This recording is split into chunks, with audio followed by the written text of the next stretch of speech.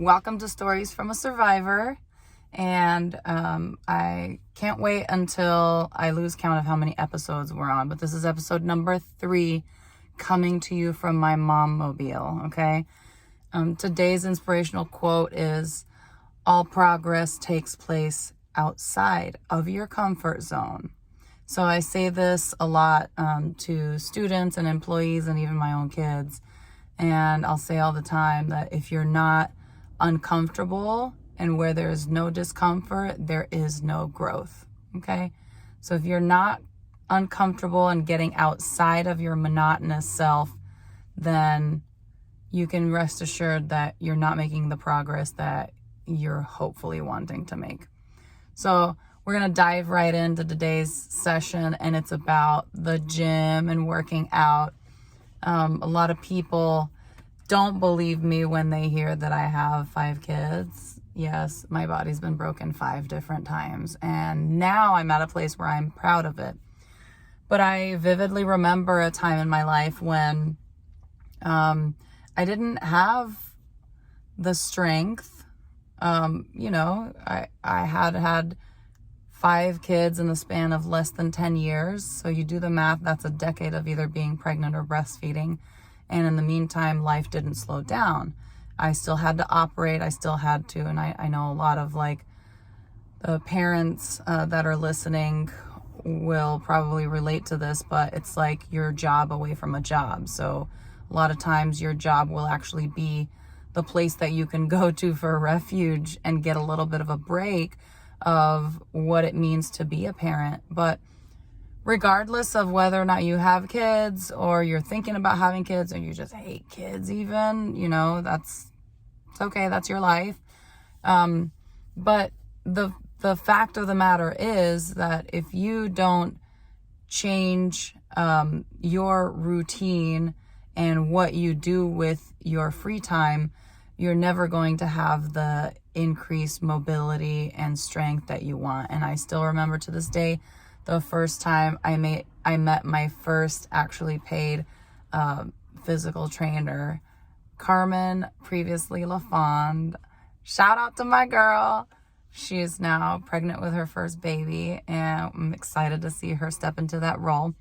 But I still remember being right around 30 to maybe right around 30 pounds heavier than what I am now. And, but my biggest motivation to get into the gym was no longer the silhouette, the good looking body. It was my body physically hurts. I had number 4 and number 5 pregnancy quickly, one after the other. And my pelvic floor was so weak. Literally, my pelvis felt like it had been fractured after the last childbirth. So I'm going to take a little bit of time to talk to all the mamas out there. If you're having any kind of stress incontinence or issues like you just feel pain whenever you're seated for too long or standing for too long or things like that, I would strongly encourage for you to look at pelvic floor exercises, not just Kegels, but squats as well. They will help with strengthening those pelvic floor muscles, and it takes consistency and it takes time. But if your goal is to feel stronger, then you're on the right track and you're on the right path, okay? So when all of us have survived something, right? This is why I didn't call this stories of a domestic violence survivor, because we've all gone through our fair share of difficulties in life, and someone has survived something, right? Whether it was a horrible childhood, or parental situation, or you got bullied a lot, or you were the pudgy kid, and you are now struggling with body image, body dysmorphia. I still remember having friends in school that struggled with bulimia or anorexia, or a combination of the two.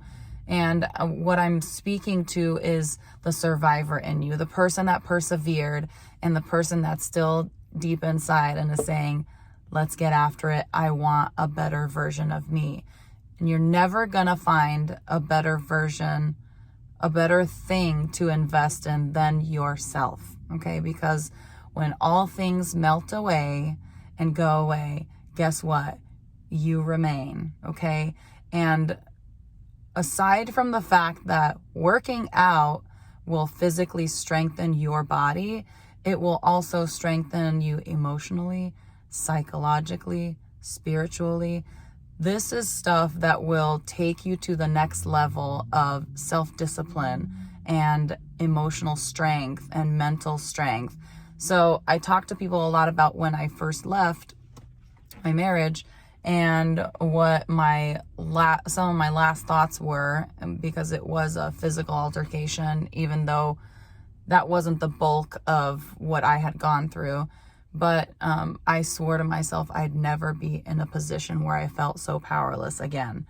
And so when I first moved to Arkansas, which is my hometown, yes, I'm from Arkansas. I know I don't look like it or sound like it, but guess what?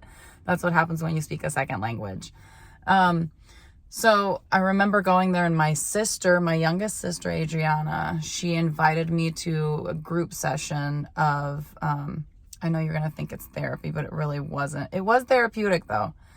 It was my first session of MMA and jiu-jitsu at Off the Chain MMA in Arkansas. DeWand, this is my shout out to you, bro.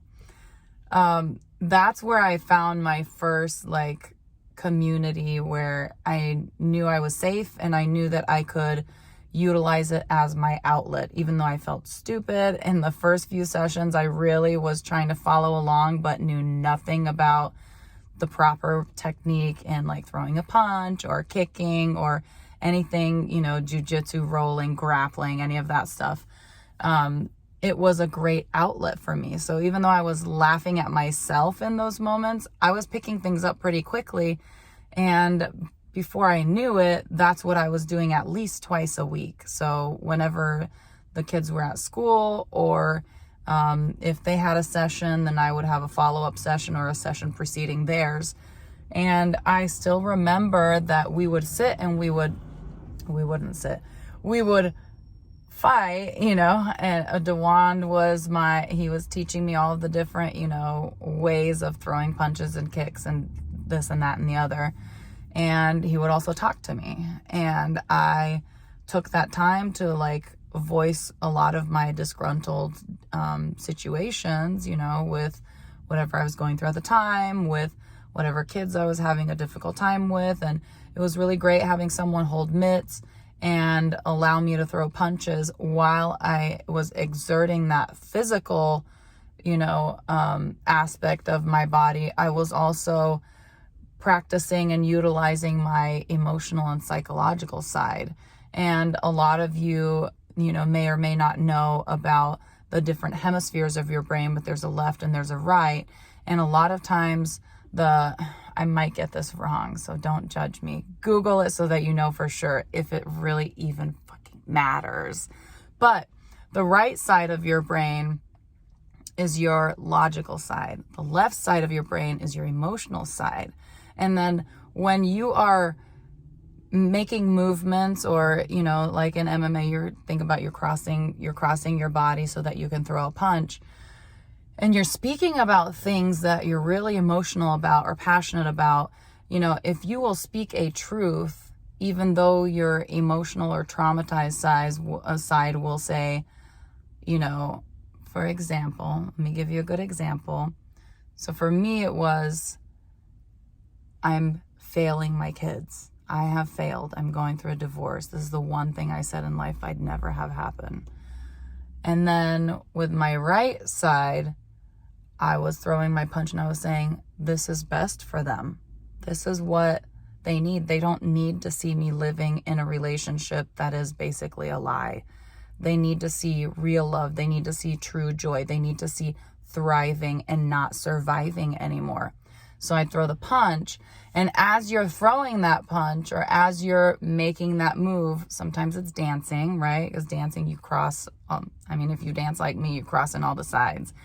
But, whenever you cross over, you're solidifying in your logical brain that to your emotional, but you're communicating and you're saying, I'm doing what's right. I'm doing the best thing, and I'm going to ground myself in that thing. So remember a couple of episodes ago when I was talking about moving pain and giving pain a different place to live outside of your body? That's what it means to move the pain from inside of your body to the outside and leave it there. And you're going to, you think that you're going to be able to do it in a way that, you're going to run out of pain. But the fact of the matter is that unfortunately you won't. You're always going to go through or reminisce on painful times, especially on whenever you hit a trigger. A trigger is something that will take you back to a negative situation, and it will cause a sympathetic nervous system automatic response. It's your fight or flight response. And your body doesn't know that you're not in that memory. And so your body will go into this like escape mode, and you'll feel your heart beating faster and harder. You'll feel yourself breathing, taking deeper breaths, or you can't catch your breath. You might even get blurry vision. You might even start yawning because your body is trying to release some of that negative, the carbon dioxide, and take in some oxygen and cool down and calm down the rest of your vital signs. So if you're in the healthcare field, you know what it means to be in respiratory acidosis, alkalosis, and metabolic acidosis and alkalosis. And a lot of those times, even as an ICU nurse, I remember we would have patients on a ventilator, and the respiratory rate, the depth of the respiratory rate, the oxygen percentage that was being delivered would be titrated. That means changed up and down, so that you could change the metabolic state of the body. Because when the body is under a lot of stress, it becomes acidic in nature. So whenever you are acidic, your lungs actually have that ability to blow off that carbon dioxide and take in the oxygen and decrease the acidity of the rest of your body. Fun fact, if you never knew that, now you do. But aside from all of these, bigger, grandiose things, I will say that working out and making it a point to make that a priority in your life is super important. And it's not just important, like I said, for the physical part of things, which is very important as well. I feel like I want to be able to keep up with my kids. I want to be able to go on hard hikes with them. I want to be able to find a great partner that I can, grow with and continue to do the things that I love to do with.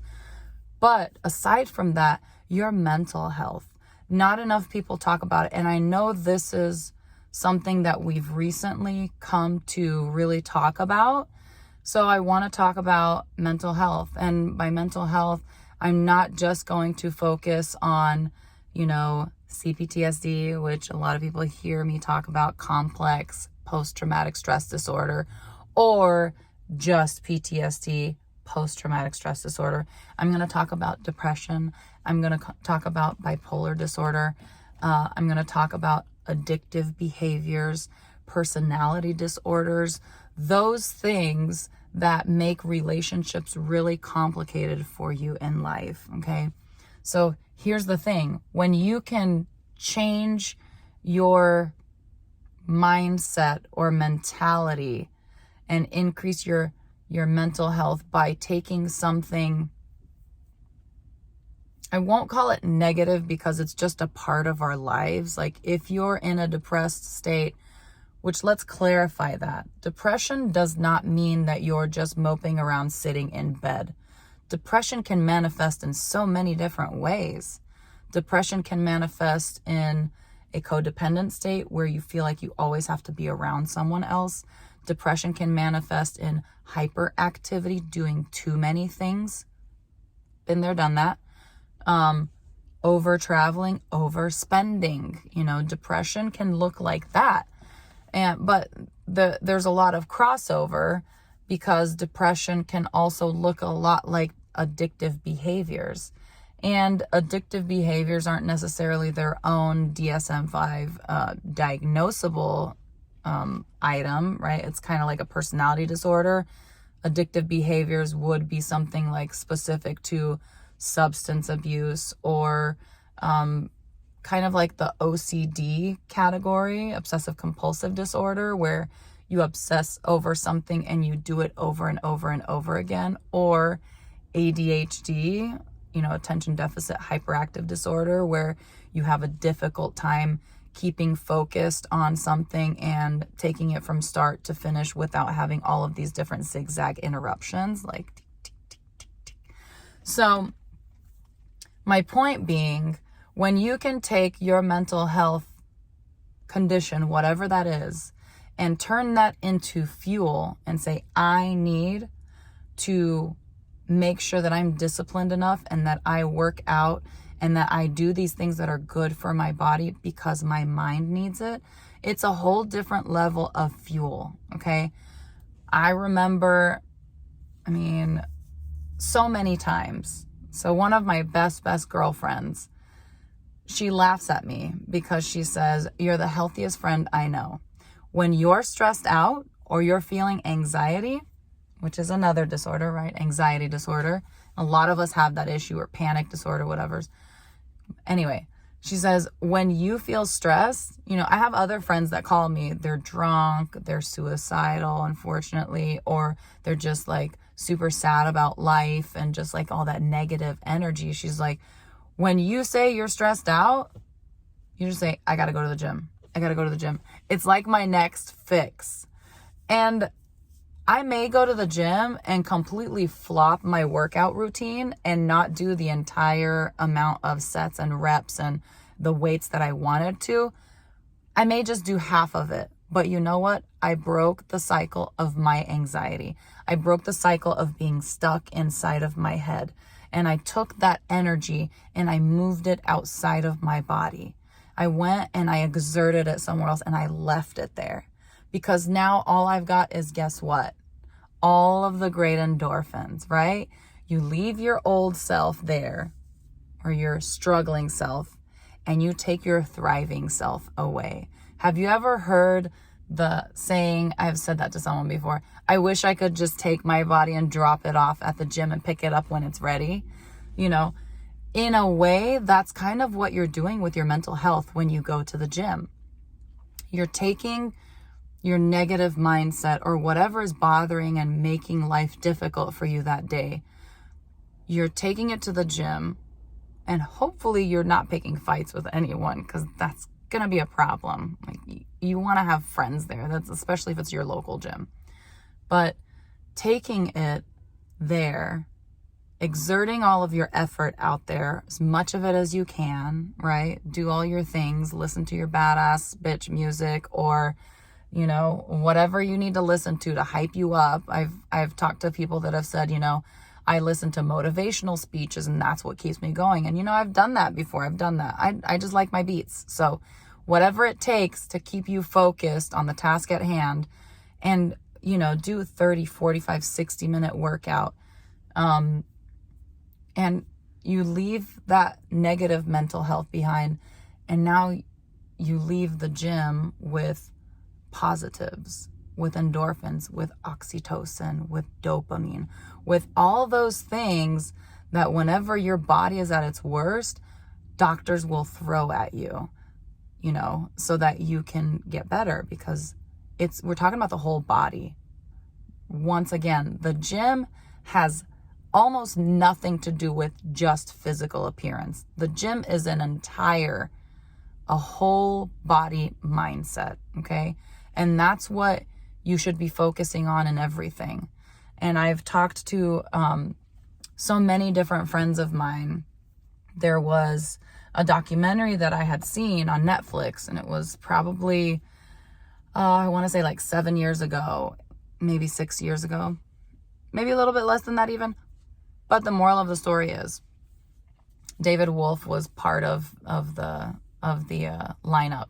And I don't remember who exactly this other guest speaker was on this documentary, but it was just a documentary full of just sadness. Like it made me feel defeated, because they talked about dietary intake. They talked about processing and the foods that are processed and GMO and all these different things, and talking about obesity in the US, and talking about unhealthy kids and talking about juvenile, diabetes, which is basically just type 2 diabetes, and talked about hypertension and cardiovascular disease and all these different things that you just sit there and you're like, oh, what am I supposed to do now? Like, it feels like we're just defeated. Like, even if I do work out, what foods am I supposed to eat that are actually going to be healthy and actually going to help counteract or balance out those negative foods?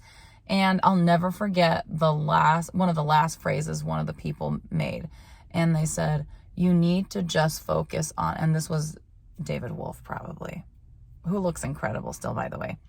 But he said, you need to crowd out the bad with the good. Does that mean that you have to sit and be perfect? No. Does that make you feel hopeless at all? Sit and think about it. If your mindset changes in a mindset of, let me crowd out the bad with more good, isn't that more motivational than it is detrimental to you? Because a lot of life coaches and people that are, trying to be inspirational, and even some of those motivational speakers that speak to like professional athletes and things like that, they will make it a point to say, just pick yourself up by your bootstraps and go. Well, as anybody knows, if you're not in the gym regularly and have not already made that pattern, that consistent pattern, or you're struggling with mental health because you just left a toxic relationship or situation, or you just finished school, which was very taxing emotionally and left you just completely destitute emotionally, you can't pick yourself up by your bootstraps. You just can't. You can't. But what you can do is make one decision in the split of a second and say, this decision that I'm going to make that is positive is going to replace this decision that I was going to make that is negative, and stack it one after another, after another, after another. And before you know it, here you are, thriving, okay? I will also say this, because I tell a lot of friends that I try and encourage that your brain doesn't speak the same language. Now, it speaks linguistics, right? We all know a language. I'm speaking English and you understand it for a reason, right? And we speak different languages. But in the scenario of, body image, your mind does not speak that. Your mind speaks visualization. So in the same documentary, which hopefully I find it and I can put the title in the description of this podcast episode, but in the same documentary, there was a gentleman that was an expert on, he was a life coach and he was an expert on imagery.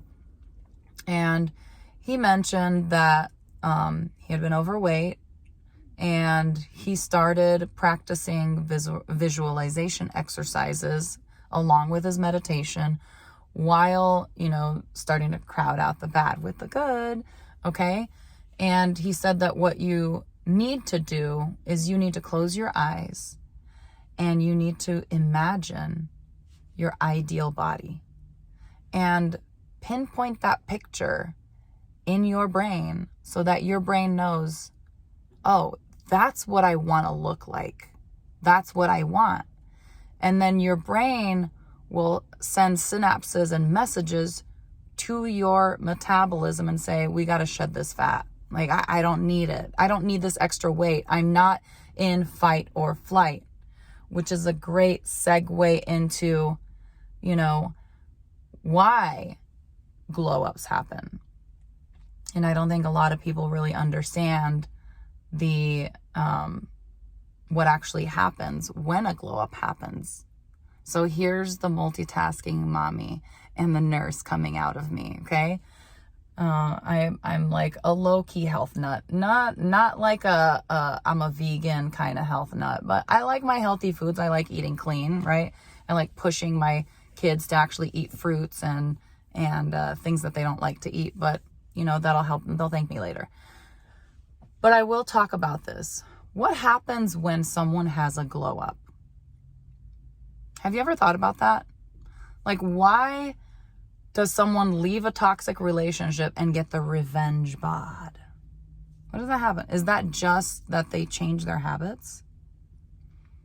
And I'm going to speak for myself, and everyone needs to just take time and think about that for their own bodies. But speaking out of experience, I had a pretty darn healthy diet when I was, pregnant, breastfeeding, whatever. Like I would eat clean foods. I was never one of those addictive behavior personality people that ate my emotions. Okay. So I have one thing going for me. Okay. Like, I'm not a sweets lady, but damn, you give me something salty and it's over. It's a wrap. So, but I was going and working out regularly, 2, sometimes 3 times a week. I was not eating over my caloric, what I should be eating for the most part. I was not eating a lot of sugars. I was doing all the things that you're supposed to be doing, right? I was breastfeeding. Like, everybody talks about how much you lose. But because of the situation that I was in, I was so extremely stressed all the time. And I'm not just talking about my marriage. My marriage was, yes, a very toxic environment for myself, but because of that, it perpetuated in the rest of my life. So whereas I was a person that never really had anxiety before, I became a person with anxiety. Why? Because my body was so used to being in fight or flight mode. My body was used to having all of this productive time and not knowing what to do with non-productive time. And when you read about hormones and the importance of testosterone, estrogen, progesterone, like cortisol, but that's the one I'm going to stop at, is cortisol. If you've never heard of that hormone, you need to look it up. Okay. Google that. That's our stress hormone. And if you live at a perpetually stressed state, you can do everything you want and more, and you're likely not going to lose that stubborn stress weight. You know why? Because cortisol was created to keep us alive for extended amounts of time. Cortisol was created to hoard all of your, carbs, your simple sugars, complex sugars, and store it as fat. And a lot of times you'll see men will harbor it around their midsection, which also leads to cardiovascular predisposition of, heart attacks, hypertension, diabetes. Think heart stuff, okay?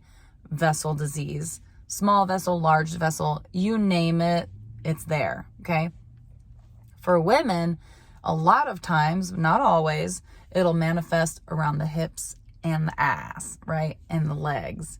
Because think about evolution, think about our bodies, think about how God created us, whatever you want to believe, we were made as childbearing people. So whenever you're pregnant, I don't know if you've ever heard this or not, but whenever you're pregnant, your body actually, if you're not meeting your caloric intake, will catabolize. It'll take away. So what's our body's coping mechanism for high stress?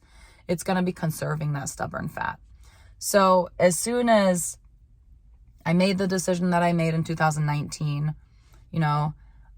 it just started melting. Like, the fat just started melting. My mom got scared. She was like, Diana, you need to eat more food. She kept trying to feed me. I was like, Mom, I'm not hungry. Like, I have so much energy. I'm working out. My body was probably in ketosis, but that's not because I didn't necessarily eat.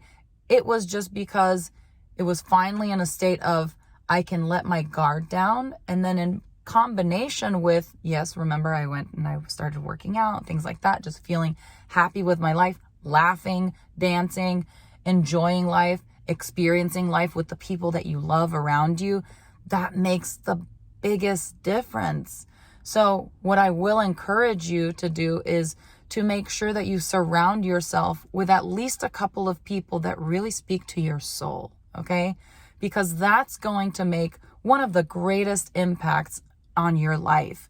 I'm telling you, I lost in a matter of 2 or 3 weeks, probably 15 pounds. And that sounds unhealthy, but it was hella healthy for me, because guess what? I had been eating well. I had been working out. So now my beach bod started coming back, under all of that stubborn insulation, because I was just like in hibernation mode trying to I guess if you think about how stressed I was, that was where it was, right? That's where it's at. But then it turned into this season of, I'm okay. I'm okay. Diana's okay. Diana's body is okay. We're not under threat anymore. We don't need to operate the same way we have. And so there was a massive reset and reboot, okay, to the metabolism. And then that, in conjunction with just watching what I was eating, being mindful, I started going to the chiropractor to heal my body, because at some point, you've got to really listen to your body. But at one point in the beginning, my neck got so stiff that I wasn't able to turn it even. And I hadn't lifted weights or hurt myself or anything like that. It was just the amounts of stress. And your body will manifest stress in its own areas and zones. So pay attention to that. But I started going to the chiropractor. They told me what I needed to do to release those muscles and that tension and everything. And, slowly but surely, you drink water, you take care of yourself, do meditation. I know it sounds so silly, but meditation is literally life, okay? If you don't have time to in the daytime, which I highly doubt you don't have time, but in the event that you don't have time to do it in the daytime, look up Jason Stevenson and look up his deep sleep meditation series on YouTube. It's free. The first night that I did that, I had so many dreams. And a lot of people think that having dreams is a negative thing, but it's really not. It's your subconscious mind trying to release all of these things that keep it going and keep you from actually getting your deep sleep in, which is when most of your regeneration will happen. That's when cell turnover happens. That's when your nervous system is rewiring itself. That's when your body is just breaking down everything that you've had during the day. It's that recovery mode. And think about it. What if we're talking about the gym, what if you had just worked out and everything, but you don't take time to stretch afterwards or to recover, that cool down? What happens to your body? It goes into that stress mode, and then your muscles get all tightened up, and then you can't do anything. You can't even move for the next few days. So think about your brain. Why do people wake up with anxiety? Why do people wake up and think, oh my God, here's another day. I have to go and conquer it, and I don't feel like I can? It's because we're not giving that muscle time to stretch and expand and relax. And so I would highly, highly encourage you to do meditation. I don't do it every day and all the time, but I try to. And I've learned how to meditate while going throughout the day and allowing thoughts to come and go, and realizing that it's not the end of the world if you don't address those thoughts. I'm gonna speak a little bit more on just thoughts and their power, and then I'll let you guys go. But I remember taking a class in nursing school. It was for my bachelor degree. I was only there literally for 2 months, right?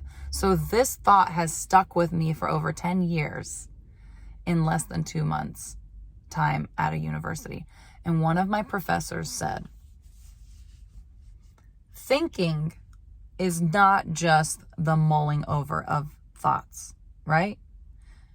To say that someone is thinking about something is actually only happening when a problem is being solved. So, here's my little tidbit for the day. If you are thinking of something, but not with the end goal of actually finding a solution to that problem, stop thinking about it. Because you're just reliving your anxiety twice. You are torturing yourself and living through a session of anxiety while you're already going to have to live through that anxiety whenever it is. If you're thinking about, a meeting or stuff like that, unless you're actively solving the problem, don't sit and mull over things, because that's only going to induce anxiety. It's going to increase your negative energy, and it's going to decrease your positivity towards that situation. Whereas, how many times have you thought about something, felt an extreme and enormous amount of anxiety towards it, and then gone through it and been like, oh, that was it? Think about tests, think about court dates, think about meetings, think about conversations that are hard, that feel like they're, confrontational in nature. My suggestion is to, if you're going to think about something, maybe start a timer and say, okay, I give myself 2 minutes to think about this problem. I'm going to take a piece of paper. Remember what I say about journaling. Journaling is like life, right? It accesses the part of your brain that's actually going to find the solution for the problem. Take a piece of paper or your notepad, whatever. I like to write, I don't like typing as much, but take a piece of paper, think about your problem, have a timer on, write down some resolutions, some potential resolutions, but then leave it. Go on with your day. Go to the gym, work it out of your system, and start your day fresh. And I will say this much. This morning, guess what? 2 of my youngest kids were in their reading tutor session. I had 60 minutes before I had to pick them up, and I decided to go to the gym. So what I want to tell you is, if I can do it, you can do it. Bye-bye. Until next time, survivors.